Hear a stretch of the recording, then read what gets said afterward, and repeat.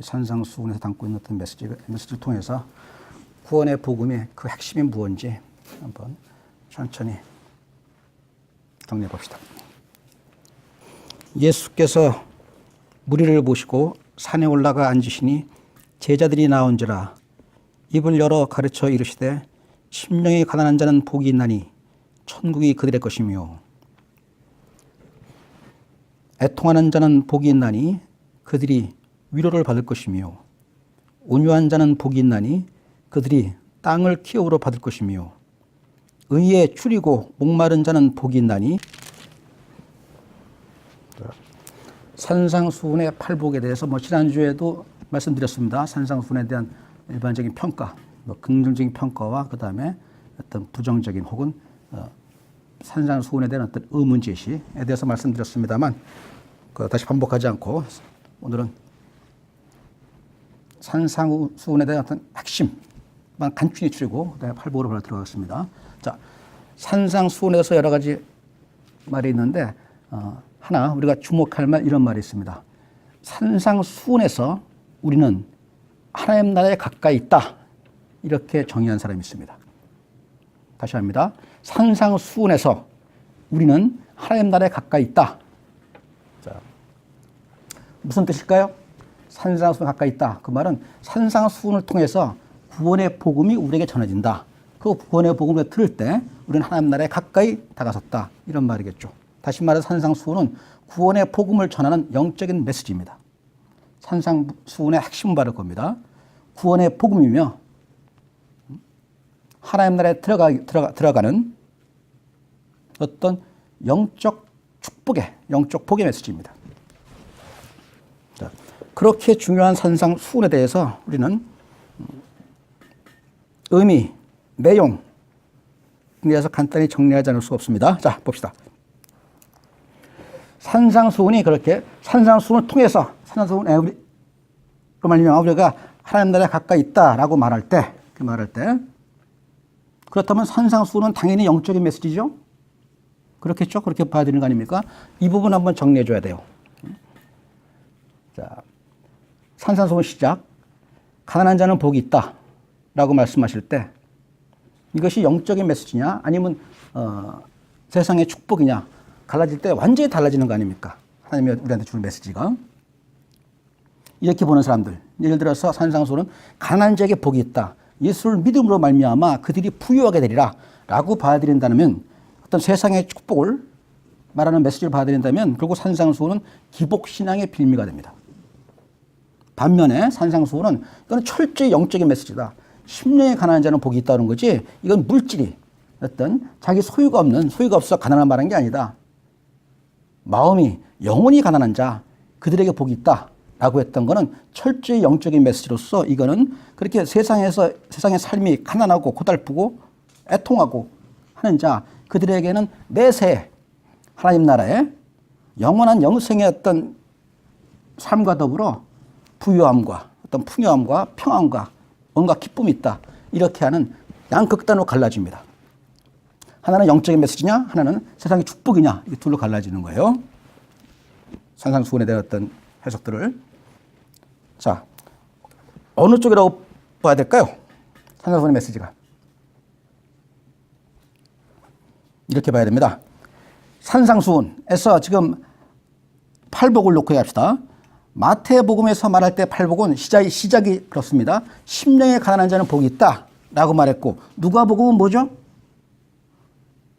심령이 마음이 없이 바로 나갑니다. 누가복음에서는 가난한 자는 복이 있다. 그 다음에 마태복음에서는 의에 줄이고 목마른 자는 복이 있다라고 말할 때 누가복음에서는 바로 들어갑니다. 줄인 자, 배고픈 자 복이 있다. 라고 해서 누가복음의 어떤 문자적인 해석에만 가면 당연히 그거는 세상의 어떤 물질적인 메시지 같아요. 가난한 자, 줄인 자, 배고픈 자, 목마른 자는 하나님을 믿음으로 말미암아 배가 부르며 세상의 축복을 받을 수 있다라고 느껴지는 그렇게 받아지는 겁니다. 누가복음.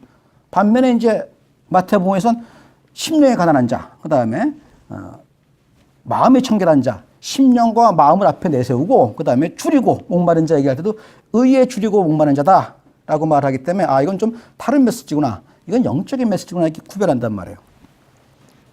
이 질문을 던져야 돼요. 제가 그러면 자, 지금 이게 산상수훈이든 아니면 평지수훈이든 지금 뭐뭐 하는 자 복이 있다고 말했던 이 메시지는 예수께서 한 번 하셨던 원 메시지입니다.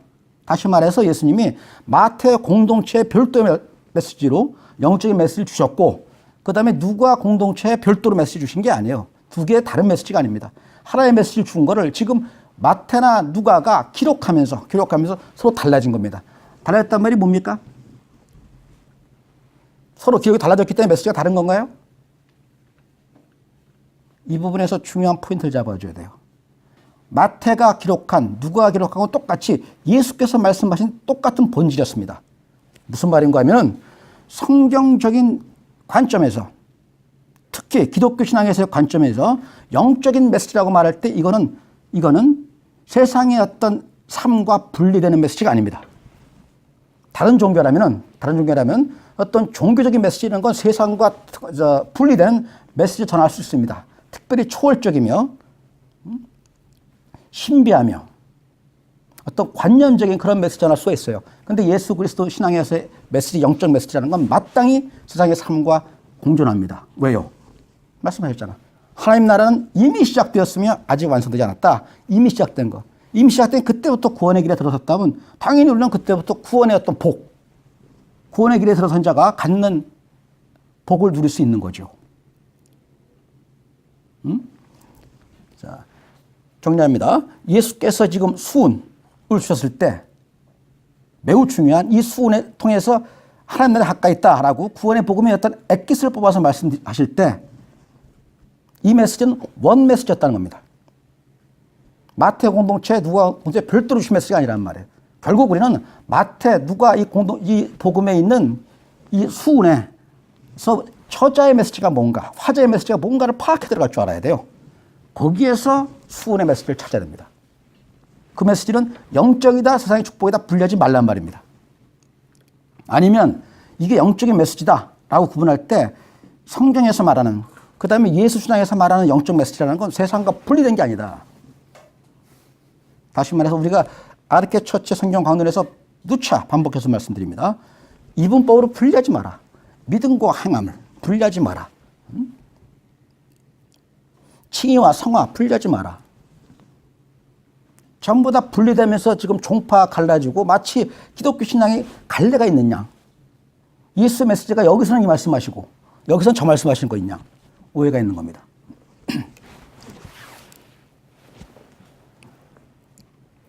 자,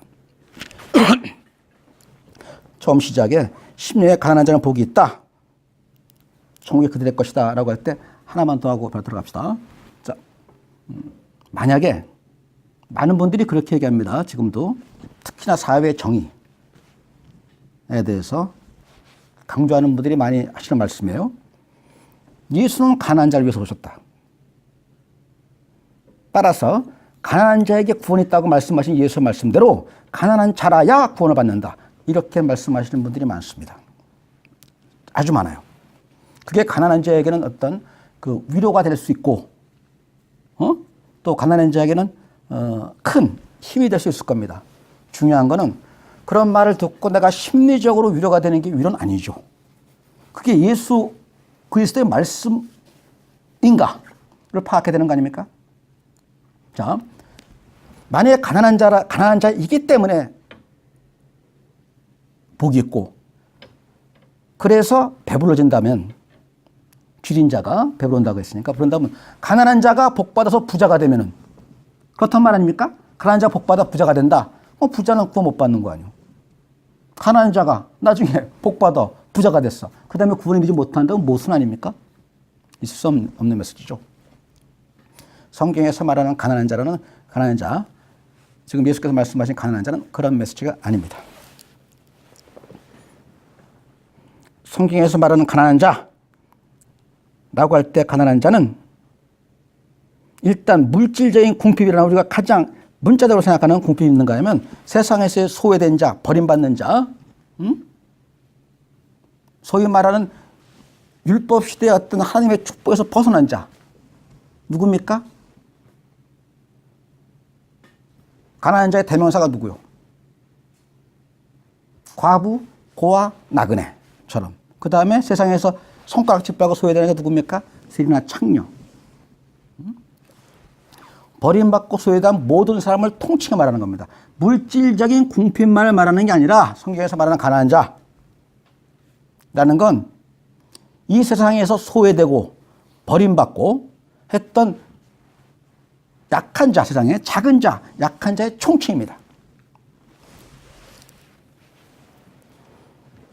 그 다음에 이 팔복에 대해서 팔복의 메시지를 파악하기 위해서는 한 가지 더 정의해야 됩니다. 금방 말씀드렸던 영적인 메시지라고 할 때 그게 영적인 메시지, 세상의 축복 이 두 개를 완전히 분리하라. 물리적인 정신적인 메시지 분리하면 안 된다라고 했던 메시지 중요하고 하나 또 이 팔복에서 이 8개는 8가지 복은 2개로 나눠져 있습니다. 처음에 마음이 가난한 자, 그 다음에 온유한 자, 그 다음에 애통한 자, 온유한 자, 그 다음에 뭐죠? 의여지로 목마른 자. 쭉 나가서 8가지 복이 있는데 처음부터 4개의 복은 하나님과의 관계입니다. 이 부분을 전제하고 팔복을 이해해 들어가야 돼요. 그래야 팔복이 주는 메시지가 뭔지, 이게 이런 뜻이구나. 그 의미를 파악할 수 있습니다. 그 다음에 5번째부터 6가지 복이라는 건 사람과의 관계에서의 메시지입니다. 마치 10계명이 1계명부터 4계명까지는 하나님과 우리의 관계였고 5계명부터 10계명까지가 세상에서의 다른 사람들과의 관계를 말했던 것처럼 이 팔복도 구조상 분리됩니다. 처음부터 4복까지, 5복부터 8복까지 그걸 전제하고 읽을 때 이 팔복에서 전하고자 하는 메시지가 파악이 될 겁니다. 자, 시작합시다. 심령에 가난한 자는 복이 있나니 천국에 그들의 것이며. 금방 말씀드린 심령에 가난한 자라고 했을 때는 가난하다, 궁핍하다, 없다, 가진 게 없다라고 했을 때는 이 갖고 있는 의미가 무슨 뜻일까요? 자기 힘으로 아무것도 할 수 없다는 걸 말하는 겁니다. 내 힘으로, 내 능력으로 할 수가 없다. 왜? 없으니까. 가진 게 없으니까. 이걸 지금 하나를 더 하고 들어야겠군요. 이걸 지금 문자적으로 해석하다 보면 나는 돈도 없고 건강도 없고 이런 게 없기 때문에 그래서 가난한 자라서 복이 있다 이렇게 오해할 수가 있겠죠. 하나 더 전제하고 들어야 되겠네요. 자, 이 팔복에 대해서 많은 사람들이 이렇게 지난주도 했습니다만 팔복에 대해서 이렇게들 많이 해석해요. 이렇게 하는 자는 복이 있다라고 하니까 이렇게 행동하는 자 따라서 팔복은 어떻게 해야 구원을 받는다라고 하는 메시지다 이렇게 해석하는 사람이 있습니다. 다시 강조합니다. 팔복에 대해서 어떻게 해야 구원받는다 이 메시지라고 해석하는 사람들이 많이 있어요. 다시 말해서 율법적인 해석입니다. 이렇게 해야 구원받는다라고 해석하는 게. 근데 팔복은 누차 강조해 말씀드렸습니다만 영적인 메시지라고 할 때 팔복은 어떻게 해야 구원받는다는 말씀이 아니라 그 말씀을 전하고자 했던 게 아니라 그리스도인은 마땅히 해야 된다 이겁니다. 다시 말해서 팔복은 믿지 않는 자가 믿게 하기 위해서 던진 메시지가 아니라 팔복의 처음 시작부터가 초대 교회에서 초대 기독교 공동체에서 그리스도인에게 줬던 메시지입니다. 이 말이. 뭘로요? 교리문답으로요. 지금 예수를 믿는 자들에게 전한 메시지입니다. 믿는 자는 마음이 가난하고 온유하고 겸손하며 마음이 청결하고 이렇게 이어져야 되는 겁니다. 여기서 심령에 가난한 자는 복이 있다라고 할 때 이 말은 내가 하나님을 믿음으로 말미암아 나는 아무것도 아니로소이다 주님 이렇게 고백되어지는 겁니다. 누가 있었죠? 난 아무것도 아닙니다 했던 게 세리 아닙니까? 여러 차례 반복되는데 바리새인과 세리의 기도의 세리입니다. 바리새인은 어떤 기도였습니까? 바리새인은 마음이 부유했습니다. 왜? 주여 나는 일에 2번 금식하고 소득의 11조를 받으며 모든 율법 계명을 다 지켰습니다. 감사합니다 하나님. 그리고 마음에 영적으로 부유했습니다. 이미 자기는 구원받았다고 생각했습니다. 왜요? 감사합니다 라고 말하는 그 바리새인의 말에 담겨 있는 겁니다. 반면에 세리는 뭐라 그럽니까? 나를 불쌍히 여기소서. 나는 죄인으로소이다. 나를 불쌍히 여기소서. 그 말은 뭐냐면 그 바리새인이 자랑했던 그런 게 아무것도 없었던 겁니다. 아무것도 한 게 없습니다. 주님. 나를 불쌍히 여기십시오.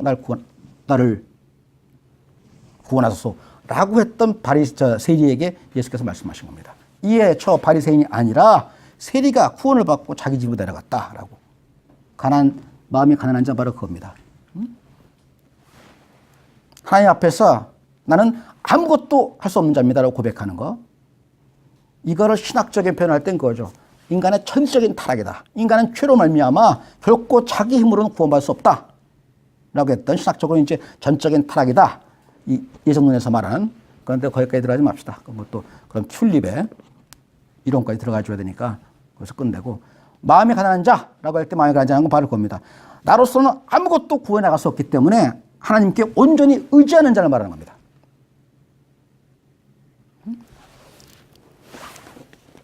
그 문장은 금방 말씀드린 대로, 자, 세리는 멀리 서서 감히 하늘을 쳐다보지도 못하고 다만 가슴을 치며 이르되 하나님이여 불쌍히 여기소서 나는 주인이로소이다 했느니라 라고 했던 게 지금 저기랑 대비되는 거죠.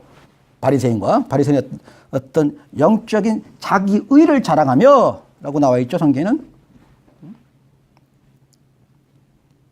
반해서 지금 세리는 주여 당신이 아니면, 당신의 은혜와 사랑이 아니면 나는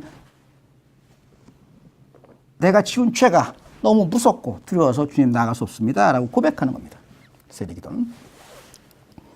자, 이 마음이 가난한 자는 복이 있다 라고 할 때 이제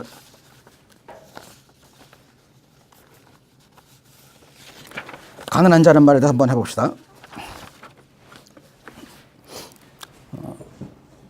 예수께서 이런 말씀하시죠. 이사야서 9절을 들어서 이렇게 말씀하시죠. 이사야서 9절을 들어서 누가복음에 반복하시면서 이렇게 말씀하십니다. 예수께서 하나님의 영이 내게 임하셨으니 이는 내게 기름을 부으사 가난한 사람에게 아름다운 복음을 전하십니다. 라고 하면서 이 말씀을 예수께서 이사야 9절을 반복해서 누가복음에서 말씀하십니다. 그러면서 이렇게 말씀하십니다. 가난한 자에게 복음을 전한다 라고 말씀하시면서 이렇게 말해요. 오늘 이 말이 너에게 임했다. 응했다. 이 말씀이 뭐냐면 내가 바로 지금 그 메시아다. 이 말씀하신 겁니다. 그래서 가난한 자, 그들의 구원이 있다, 복이 있다라고 말씀하시는 건 이 메시아의 소명, 예수께서 말씀하신 그대로입니다. 그리스도 신앙에서 가난한 자 복이 있다라고 할 때는 이겁니다. 온전히 의지하는 자, 하나님께. 세리에서 보았던 것처럼, 그 다음에 예수가 지나갈 때 다윗의 자손 예수여 나를 불쌍히 여기서 외쳤던 것처럼 불쌍히 여기서 외치면서 죽게 나아가는 자, 그들에게 구원이 있다는 겁니다. 아, 나는 이렇게 했지 않아? 나는 신앙생활을 오랫동안 했고 11조도 잘하고 종교형이 뭐 하나 빠지지 않고 우리 집안은 대대로 기독교 집안 아니야. 그런데 무슨 그야말로 나는 이미 하나님의 어떤 은혜와 축복이 없다면 어떻게 살 수 있었겠어? 나는 선택받은 자야 라고 했던 반면에 지금 세리의 기도, 나를 불쌍히 여기서도 거리의 맹인, 장님, 맹인, 예수께 다윗의 자손 예수여 나를 불쌍히 여기서라고 할 때, 그때 말씀하신 겁니다. 너에게 구원이 있다. 다시 말해서 그렇게 가난한 자가 자기의 가난함, 나약함, 부족함, 궁핍함, 영적인 완전히 파탄 상태인 걸 주께 고백할 때 그때 예수께서 말씀하십니다. 네 믿음이 널 구원했다라고. 믿음이 한 모습입니다. 내가 가난한 자임을 고백하는 거. 자, 두 번째. 애통하는 자는 복이 있나니 그들이 위로를 받을 것이며.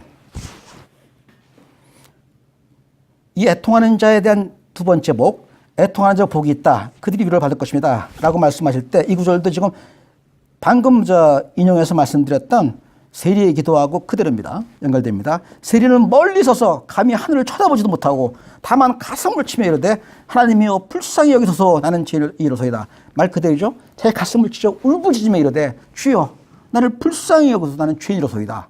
애통하는 자는 복이 있다 라고 할 때, 자, 이 부분을 중요한 겁니다. 이 부분을 마치 율법으로 온다면 이렇게 돼요. 세상에 살면서 굉장히 고통스럽고 힘들고 많은 어떤 어렵고 힘든 일이 있는 자, 그들이 복을 받는다는 건 아니잖아요. 근데 많은 분들이 그래요. 그런 말도 많이 하잖아. 복하면 나 이렇게 많이 박해를 받아? 성경에 보면 그래. 박해를 받는 자는 복이 있대. 나 애통하니 내가 슬피게 애통하는 거, 나 이거 복이 있는 거야. 그때는 뭡니까? 내가 애통하기 때문에 복이 있다고 해석되어지는 거란 말이야. 율법으로. 아니라는 거 아닙니까?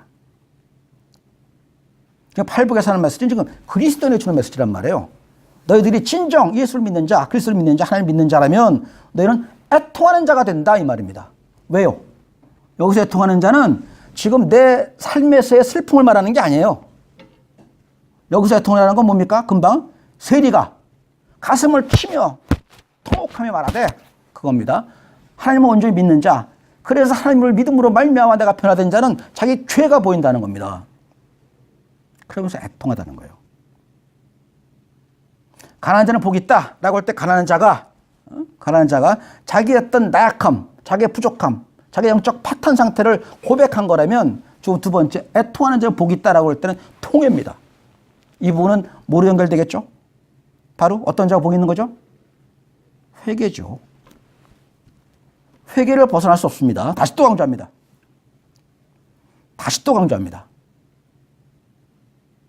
죄는 지을 수 있습니다. 죄 지은 자가 구원받지 못한다면 우리 아무도 구원받지 못합니다. 예수께서 말씀하십니다. 해 아래 의인이 아무도 없다. 심지어 예수에게 의로운 선생이요 라고 말할 때 예수가 말합니다.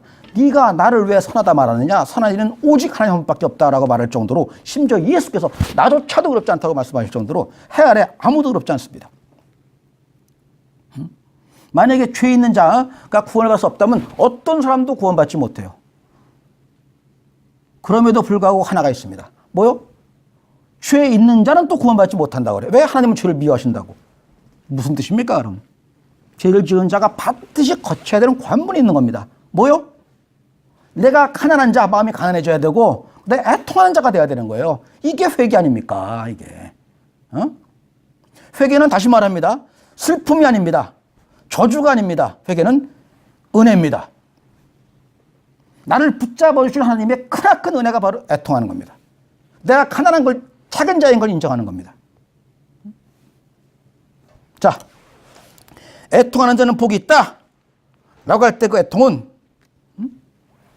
세상에서 어떤 이런저런 일을 겪으면 느끼는 슬픔을 말하는 거, 세상에서 슬픔을 말하는 게 아니라 하나님을 믿는 자는 자신의 죄를 보면서 자신의 부족함, 나약함을 보면서 하나님 앞에 나아가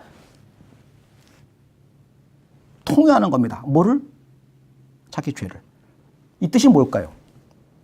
내가 하나님을 믿으면 이 부분은 저도 제 신앙 양심에 걸고 얘기할 때 몹시 부끄러움을 느끼게 되는 겁니다. 믿는 자는 왜 애통해야 되냐면은 하나님을 믿는 자, 온전히 믿는다. 예수를 믿는 자는 내 죄가 보여야 돼요. 내 죄가. 내 죄가 보이지 않을 때, 내가 교만해지고 탐욕스러워질 때 모든 책임은 다른 사람한테 있습니다. 내 죄가 보일 때, 내가 겸손해질 때, 그때 비로소 예수께서 말씀하신 용서가 가능해지는 겁니다. 예수는 말씀하십니다. 1만 달란트의 비유를 통해서 말씀하신 게 바로 그겁니다. 용서하지 않는 자는 용서받지 못하리라. 자, 그 모든 것들이 우선 내가 가난해지고 애통하는 자가 되어야 되는 겁니다. 세 번째, 온유한 자는 복이 있나니 그들이 지금 제가 너무 빨리 막 시간에 너무 스트레스를 받다 보니까 너무 적으라고 했네요. 자, 우리 지금 그 팔복이 하다 보면 그렇죠. 마음이 가난한 자는 복이 있나니 그 다음 뭐죠? 천국이 그들의 것입니다. 그 다음에 애통하는 자 복이 있나니 그들이 위로를 받을 것입니다. 이렇게 말하는데 이렇게 쭉 이어지는데 우리는 지금 전부 그렇게 들어요. 팔복 그러면 앞에 것만 해요. 마음이 가난한 자 복이 있다. 끝. 그 다음 다 똑같은 것 같아. 애통하는 자 복이 있다. 끝. 그 다음에 온유한 자 복이 있다. 끝. 왜냐하면 그 복은 전부 다 하나님 나라의 복이니까 다 똑같은 거. 가난하고 애통하고 온유한 자는 다 복이 있다. 앞에 거에서 끝나고 뒤에는 가지 않습니다. 근데 지금 성경 굳이 하나하나 마음이 가난한 자 복이 있다. 천국이 그들의 것입니다. 라고 했던 말은 뭐냐면 마음이 가난한 천국이 그들의 것이 있다. 하늘나라 가까이 있다. 그 말이 뭐냐면 마음이 가난한 자는 비로소 내 힘으로는 어떤 것도 할 수 없다는 걸, 어떤 구원해 줄 수 없다는 것 때문에 하나님께 나아간다는 겁니다. 그래서 천국이 그들의 것이다 라고 말씀하신 거예요. 반면에 애통하는 자 복이 있다라고 할 때 가슴을 치며 통호가 이럴 때 주여 나를 불쌍히 여겨서 나를 죄인이라소이다 라고 이렇게 외칠 때, 울부짖을 때 그때 위로를 받는다는 겁니다. 어떤 위로입니까? 위로가 뭘까요? 예수가 하시는 위로가. 지금 세리의 경우에 위로가 뭐겠어요? 내가 무언가 없을 때 그걸 주는 게 그래 위로가 될까요? 내가 세상에 살면서 필요할 때 그건 아니겠죠? 지금 세리는 뭘 얘기하는 겁니까? 나를 불쌍히 여기서 나는 죄인입니다 라고 할 때 예수께서 어떻게 했습니까? 네가 구원받았다. 저 세리가 구원받고 집에 갔다라고 말씀하실 때 뭐죠? 용서 아닙니까? 위로받는다 라고 했던 위로는 하나님의 용서입니다. 응? 애통하는 자, 통회하면서 하나님께 나아가는 자에게는 하나님의 용서가 있단 말입니다. 뒤에 거, 뭐 하는 자는 뭐 하다. 뒤에 거는 뭐 외우기도 귀찮고, 응? 또 필요한 거는 복 받으면 되는 거지 어떤 건 필요 없어요. 복이면 다 좋은 것 같아. 그러니까 뒤에 부분에는 거 전혀 신경도 관심도 안 쓰는데 이 메시지 의미를 정확히 알기 위해선 뒤에 부분을 반드시 알아야 됩니다. 저는 그래요. 자꾸 마음이 급하게 빨리빨리 하겠다는 생각밖에 없어요. 그런데 사실은 이 팔복에 대한 메시지만 정확히 알아도 이게 이거구나 라는 것만 분명히 알아도 우리 신앙이 얼마나 크게 다져지겠습니까?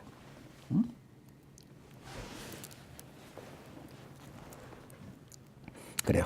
자, 애통하는 자, 그들의 복이 있다. 그들의 위로가 있다라고 할 때 애통하는 자, 내 가슴을 치며 주여 나를 불쌍히 여겨서 나는 죄인이라서 모든 고백하고 통하는 마음으로 나아갈 때 그들의 위로가 있다. 하나님이 용서를 받는다라고 하는 겁니다.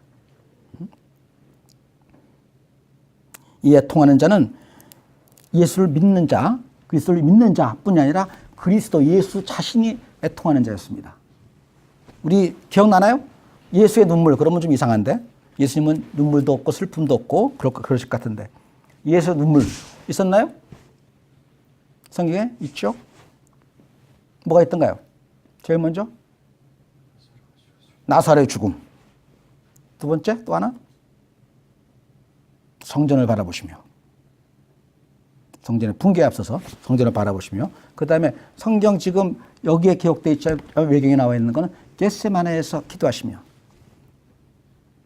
예수의 눈물이다 이렇게 표현하는데 참 좋은 주제죠. 예수의 눈물. 어떻게 예수께서 눈물을 흘릴 수가 있는가?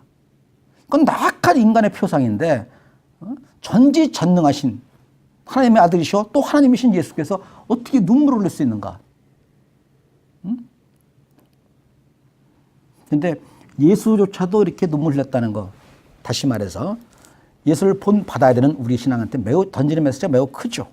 우리는 하나님을 믿는 자는 단박에 위로를 받아갖고 모든 게 평안을 드리는 게 아닙니다. 자기의 부족함이 나약함이 죄가 보이기 시작하면서 가난해지고 애통하는 자가 먼저 되는 겁니다. 자, 예수가 성전의 붕괴를 바라보면서 우셨을 때는 어떤 그 슬픔일까요? 당시 하나님을 믿는다 그랬던 유대인 전부들에 대한 유대인의 상징이 성전 아닙니까? 성전의 붕괴를 바라보면서 우셨어요. 종교적인 관점에서 했던 예수의 슬픔이었죠.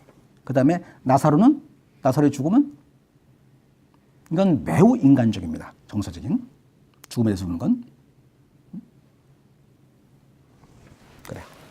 예수의 슬픔, 예수의 눈물, 애통하는 자 복이 있다. 그들이 위로받는다. 애통하는 자, 애통하는 통하는 심정으로 나아갈 때 그들에게 하나님의 위로가 있다. 라고 하는 겁니다.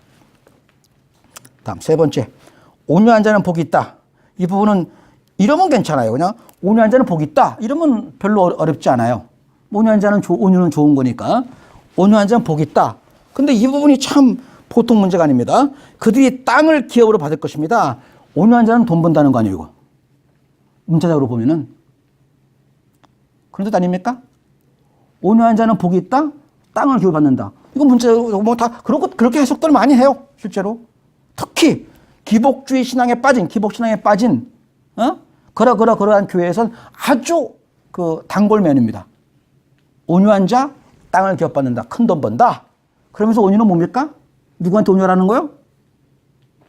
총교회. 교회에 뭐 단적으로 표현하면 목사에게. 절대 교회에서 분란하지 말고 항상 순종하며 특히 주의 종인 누구에게 하는 자, 그렇게 온유한 자는 큰 복을 받아서 많은 재산을 받을 거다, 이렇게 해석하는 겁니다. 그거는 정말로 성경에 대한 성경을 모욕하는 겁니다. 그런데도 이거에 대해서 아닙니다라고 좀 단호하게 말해주는 어떤 다른 메시지가 왜 안 나옵니까? 좀 말이 됩니까? 온유한 자는 복이 있다. 그래서 그들이 큰 부자가 될 거다라고 했던 거는 성경에 대한 오욕을 떠나서 모욕입니다. 성경에서 말하는 온유가 뭡니까? 성경에서 말하는 온유가 뭐죠? 좋습니다. 많이들 이제 온유 얘기할 때 온순한 성품, 그건 뭘 말합니까? 다투지 않고 어디서 반론을 제기하지 아니하며 비판치 아니하고 항상 주어진 어떤 그 규범과 질서에 따라오라. 교회에서 아주 좋아하는 메시지입니다, 이거. 온유한 자, 온순한 자. 전에 한번 말씀드렸습니다만 성경에서 온유에 대해서 가장 온유한 자가 누구라고요?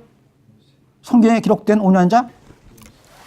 온유한 자 말할 때 민수기 12장 3절을 보세요. 제가 읽어드릴게요. 아까 말씀드렸던 애통하는 자 복이 있다라고 할 때 그걸 떠올리라면 제가 이 말씀드린 건 그 얘기입니다. 팔복 중에서 각각의 복에 가장 잘 적용되는, 가장 잘 부응하는 어떤 성경 구조 하나씩 한번 연결시켜 보자는 말이에요.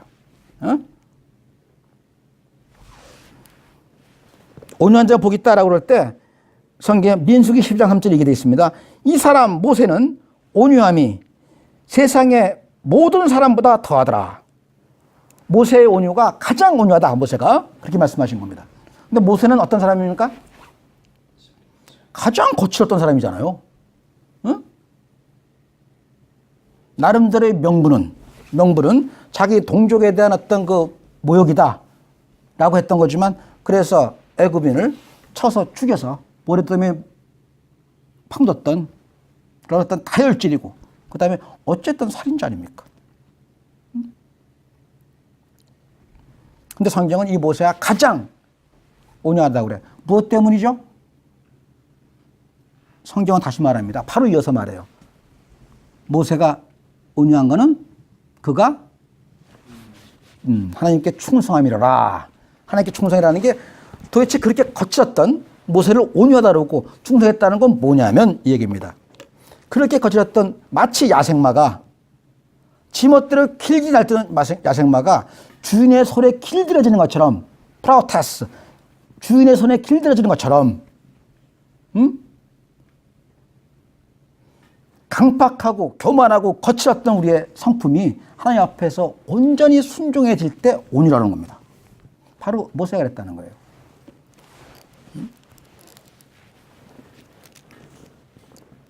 온유와, 제가 한번 이건 칼럼으로 썼는데 칼럼에도 한번 썼던 제목이 이겁니다.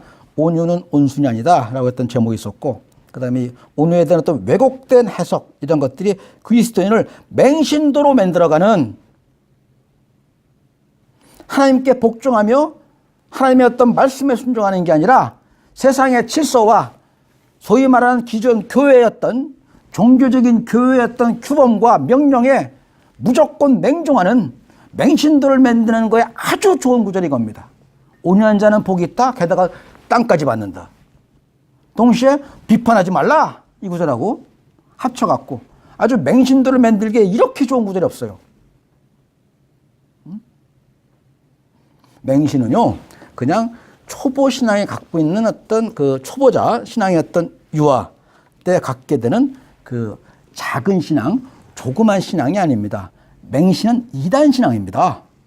맹신은 하나님의 자리에, 예수 그리스도 자리에 다른 자, 하나님을 가장하며 예수 그리스도를 가장하는 다른 자가 있는 겁니다.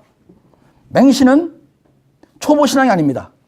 맹신은 이단입니다.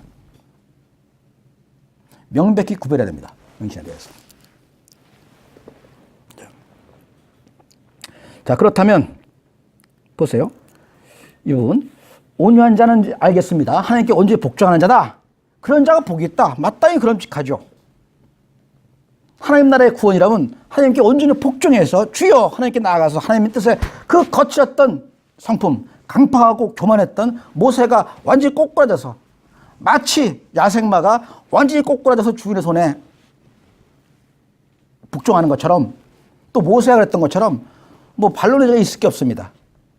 하나님께 온전히 복종하는 자가 복을 받는다. 그런데 그 복이 왜 땅을 기업으로 받죠? 이거 만만하지 않습니다. 이 부분은. 그럼에도 이거는 해석해 줘야 돼요. 이 부분에 대한 또 왜곡된 해석 이런 것들이 기복신학을 만들기 아주 좋거든요. 이거. 게다가 온유한 자고 연결됐으니까 교회에서 가면 맹신도들이 큰 복 받는 것처럼 말하는 아주 타락한 복음으로 가기 좋은 겁니다. 이거. 짧게 한번 생각해 봅시다. 자, 온유한 자가 왜 땅을 기업으로 받죠?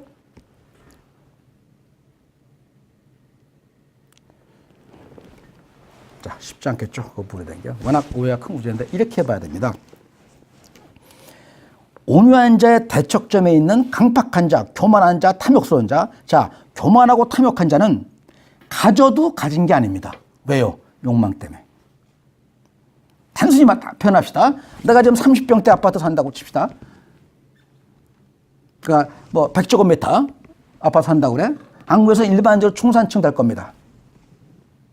근데 거기에 살면서 굉장히 만족하는 사람한테는 그 사람한테는 그 30평 아파트라는 건 뭡니까?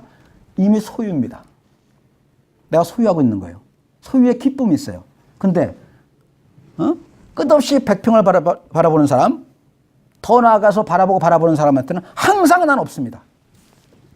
난 없는 거예요. 내 지갑에 돈 몇만 원 있을 때 그거에 만족하는 사람이 있는가 하면 내 통장에 수억, 수십억, 수백억에서도 항상 없이 사는 사람이 있습니다. 저는 많이 봤어요. 그런 사람들. 땅들 재개발되면서 정말 수백억 하루아침에 벌었는데 항상 궁핍해요.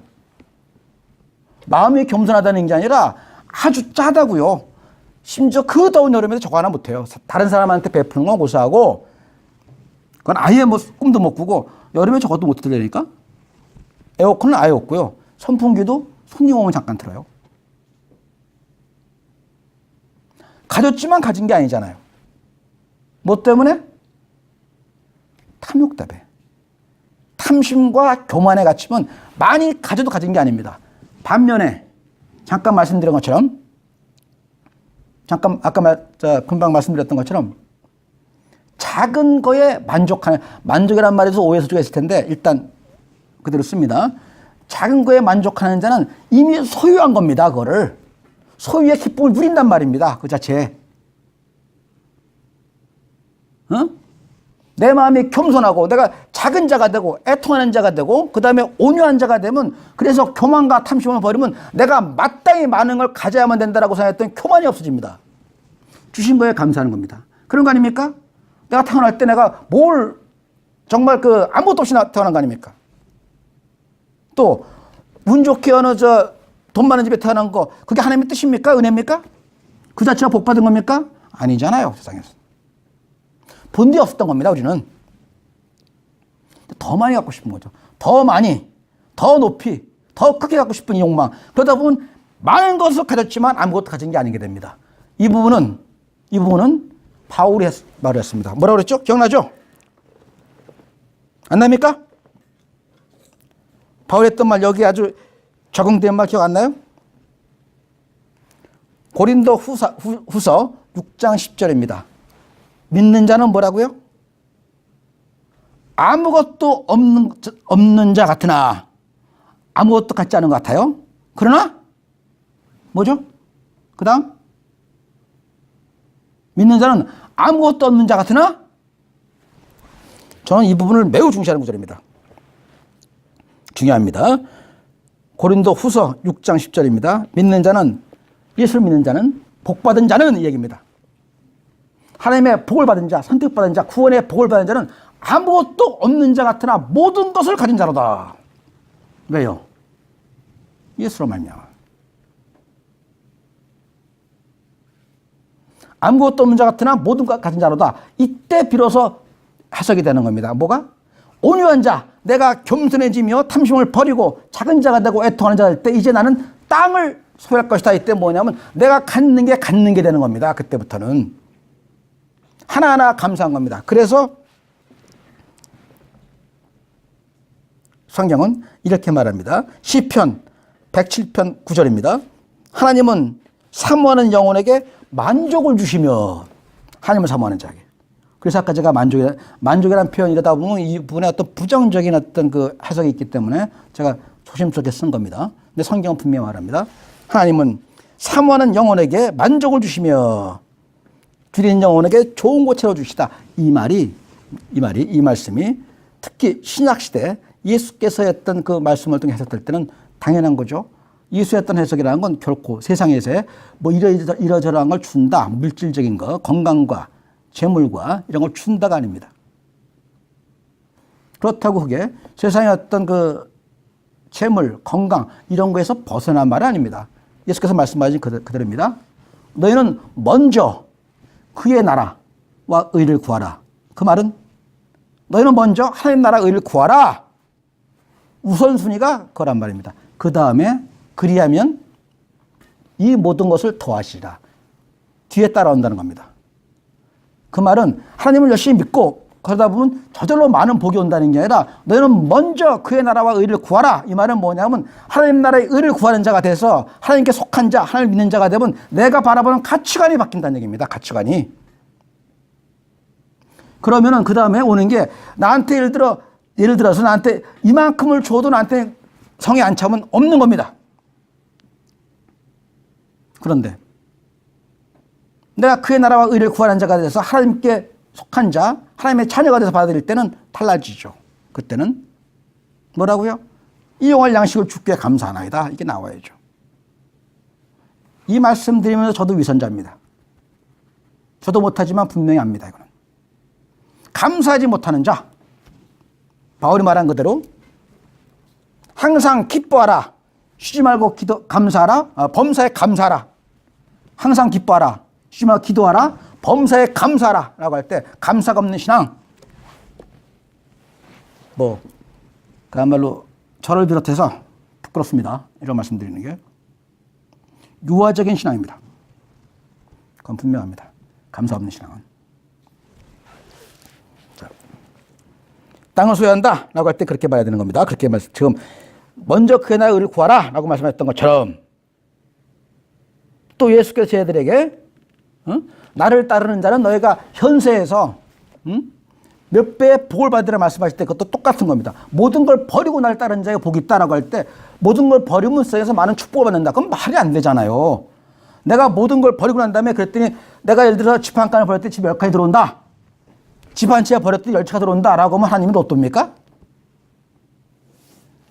그런 식의 천박한 가지면 안 되는 거죠. 무슨 뜻입니까? 세상의 모든 거 버렸더니 그 다음에 세상에 현세에 너희들이 얻는 건 뭐냐면 그때부터 감사가 되는 거예요. 하나하나가. 더 좋은 거 먹고 싶잖아요. 더 좋은 거 입고 싶고. 전들 안 그러겠어요? 다 그렇지 않습니까? 그럼 만족합니까? 더에는 그 다음에 더가 또 있어요.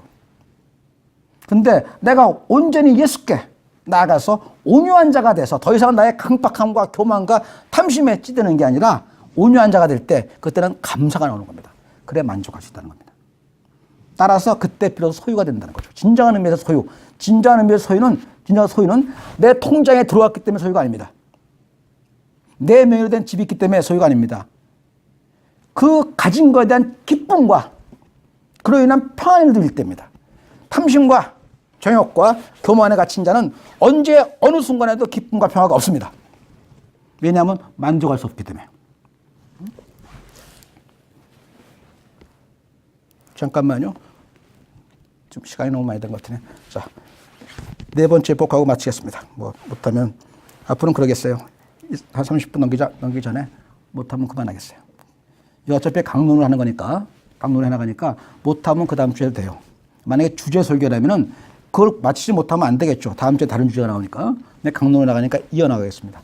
시간이 길어지면 오늘 네 번째. 의에 지르고 목마른 자는 복이 있나니 그들이 배부를 것이며 라고 했던 네 번째 제4복까지만 하고 마치겠습니다. 왜 4복까지 마치냐면 아까 말씀드렸죠. 1, 2, 3, 4, 4복까지는 누가의 관계라고요? 하나님과 관계입니다. 이 부분을 기억에 담아두세요. 어? 앞에서 갈 때 이거는 하나님하고 관계구나. 지금 의에 주리고 온유한 이거 전부 다 생각할 때 온유 그러면 사람들과 관계에서 사람들 잘해라 이런 등등 많이들 하는데 하나님하고 관계란 말이에요. 첫째 의미가 하나님 앞에서 온유한 자, 완전히 복종하는 자 그 다음에 나타납니다. 사람의 관계가 어떻게 해요? 다른 사람에게 당연히 친절하게 대하고 그러겠죠. 온유의 1차적인 성품은 하나님과의 관계에서 나타난단 말입니다. 그게 1, 2, 3, 4복에 이어지는 거예요. 다섯 번째부터는 사람과의 관계로, 그러니까 오늘 4복까지만 하고 마치겠다는 겁니다. 의에 줄이고 목마른 자는 복이 있나니 그들이 배부를 것이다 라고 할 때, 자, 이 부분은 금방 시편 107편 9절을 제가 읽어드렸습니다. 똑같이 또 통용됩니다. 금방 했던 온유한 자 복이 있다라고 말씀드릴 때 그 소유, 땅을 기업을 받을 것이다 라고 했던 그 부분하고 연결해서 지금 이 4절 의에 줄이고 목마른 자는 복이 있다. 그들이 배부를 것이다.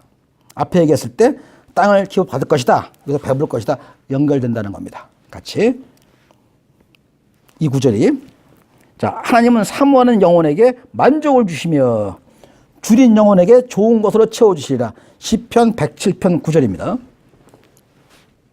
자, 여기서 누가 보면 어떻게 되어 있나요? 이 부분이? 의에 줄이고 목마른 자는 복이 있나니 그들이 배부를 것이며 했던 부분이 누가 보면 어떻게 되어 있죠? 기억나나요? 지금 줄인 자는 복이 있나니 의란 말이 빠져버렸어요. 그냥 바로 줄인 자는 복이 있다. 그리고 배부른 자는 화가 있다 그러고 오히려 그렇게 아주 잘라서 말합니다. 그러니까 마치 물질적으로 가난한 자 이렇게 해석하기 딱 좋아요. 근데 아까 서대빈이 말씀드렸습니다만 누가 했던 말 그거는 세상에 어떤 축복하는 메시지다. 그 다음에 마태가 했던 말 이건 철저히 영적 메시지 이렇게 구별하지 말라고요. 그 두 말이 합쳐져 갖고 지금 예수께서 말씀하신 원 메시지로 들어가야 된단 말이에요. 에? 누가 했던 말은 그렇게 세상에 가난한 자에게 특별히 관심 갖고 했던 건 그때 한번 말씀드렸죠. 누가의 특징이 뭐라고요? 누가복음의 특징이? 예수의 했던 네 가지 네 얼굴이라 그러죠. 네 가지 얼굴. 왕이며 제사장, 선지자, 그 다음에 하나님 모습에서 누가복음에서 누구라고요? 제사장입니다. 용서하는 제사장의 모습이에요. 누가복음에 나타난 예수는. 그 누가복음에서는 철저하게 누가복음에 뭐가 있습니까? 특징이? 누가복음에 있는 구절에 뭐가 있죠? 우리 잘 아는 거? 탕자의 비유. 탕자의 비유를 비롯해서 누가복음에 나와 있는 구절들은 철저하게 이런 공율, 예수의 공율이 바탕에 깔려 있습니다. 이렇게 버림받고 소외되고 아프고 슬픈 자에 대한 어떤 그 연민이 깔려 있어요. 어? 왜냐하면 유대인들은 그런 자들은 버림받은 자라고 그랬거든. 하나님의 축복이 없는 자들이다. 왜냐하면 하나님께 버림받은 자이기 때문에 그렇다. 이렇게 말했던 메시지에서 아니다 라고 말하는 겁니다. 예수가 말씀하신 겁니다. 아니다. 하나님이 그들을 버린 게 아니라 너희의 채도가, 너희의 탐심과 너희의 교만이 저들을 저렇게 슬프게 만들었다라고 하는 겁니다. 다르죠. 이러다 보면 또 딴 데로 가겠어요. 그만하죠. 자, 의에 줄이고 목마른 자 복이 있다라고 할 때 여기서는 단순히 줄이고 목마른 게 아니라 의에 줄이고 목마랐다는 건 금방 읽어드린 것처럼 하나님을 사모하는 걸 말하는 겁니다. 하나님을 사모하는 자에게 만족하게 하신다. 이 말씀처럼 의에 줄이고 목마른 자라고 할 때는 마치 목마른 사슴이, 목마른 사슴은 고통스러울 거 아닙니까? 응? 물가에 가서 물을 마시면서 만족을 얻듯이 지금 방금 말씀드렸던 가난하고 애통하며 온유하고 모든 것 세상의 눈으로 볼 때는 아무것도 가진 게 없는 자 같이 보이는 자들, 세상의 눈으로 볼 때는 유대 율법 시대에서 말했던 것처럼 마치 버림받은 것처럼 보이는 그들이지만 그들이 하나님을 사모할 때, 하나님의 말씀을 사모할 때, 하나님께 나아가 온전하게 의지할 때 그때 그들에게는 복이 있다. 왜? 그들이 배부르다. 똑같은 거죠. 의에 줄이고 목마른 자는 복이 있다. 왜 배부르죠?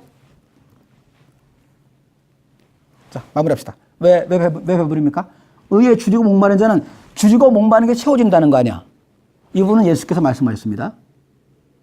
뭐라고요? 제자들이 떡인 줄 알고, 세상에 떡인 줄 알고, 세상에 빵인 줄 알고 말할 때 예수께서 말씀하십니다. 나는 생명의 떡이다. 너희들이 먹는, 모세가 주었던 그 떡은 너희들이 먹으면 다시 배고프나 내가 주는 떡은 영원히 배고프지 아니하리라. 나는 예수께서 말씀하신 겁니다. 나는 생명의 떡, 생명의 물 말씀하시면서 영원히 목마르지 않다. 목마르지 않단 말이 뭐요? 진정으로 배부른 거 아닙니까? 진정으로 해결된 거 아니야. 응? 그런 뜻이죠? 그래서 의에 줄이고 목마른 자, 하나님을 사모하는 자, 하나님을 갈망하는 자, 그들이 배부르다. 이 말씀은 그겁니다. 하나님을 갈망하는 가장 구체적인 표현이 뭘까요? 하나님을 갈망하는 자 나타나는 가장, 하나님을 갈망하는 자, 하나님을 사모하는 자에 나타나는 가장 첫 모습이 뭘까요? 징표가. 저는 철저하게 말씀이라고 봅니다. 하나님을 사랑하는 자, 하나님을 더 알고 싶어져요. 사랑하면 사랑할수록 더 알고 싶습니다. 응? 하나님을 아는 것은 종교 행위나 등등을 통해서 그것도 나타납니다. 왜 사랑하는 자에 당연히 경배하고 하고 싶죠? 안 하고 싶습니까?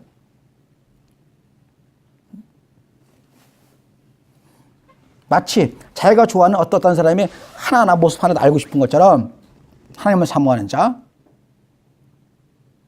그는 하나님의 말씀에 더 말씀을 사모하는 걸로 나타납니다. 왜? 말씀이 곧 하나님이시기 때문에. 말씀을 통해서 하나님은 이제 말씀을 통해서 하나님을 계시하기 때문에. 의에 줄이고 목마른 자라고 할 때 여기서는 물론 이걸 단 하나 하나님의 말씀이다라고 의라는 걸 일치시키면 안 됩니다. 그럼에도 불구하고